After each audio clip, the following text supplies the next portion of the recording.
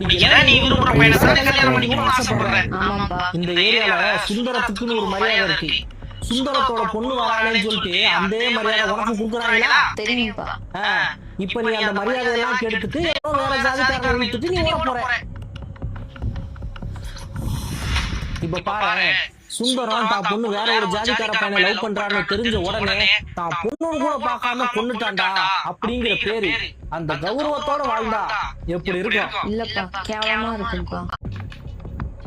அதை விட சுந்தரம் தான் பொண்ணு லவ் பண்றது தெரிஞ்சு காஃபில விஷ கலந்து குடிச்சு தற்கொலை பண்ணிட்டான்றது இன்னும் கௌரவமா இருக்குங்களப்பா. என்னமா சொல்ற? ஆமாப்பா, காஃபில விஷ கலந்துட்டேன்ப்பா. என்னடி சொல்ற? நீங்க என்ன பண்ணா நம்ம 2 பேருக்குமே லாஸ். நீங்க ஜெயிலுக்கு போயிருவீங்களப்பா. அதே நீங்க செத்து போனா நான் சந்தோஷமா வாழ்வேன்ப்பா. சாரிப்பா, என்ன மன்னிச்சிடுங்க.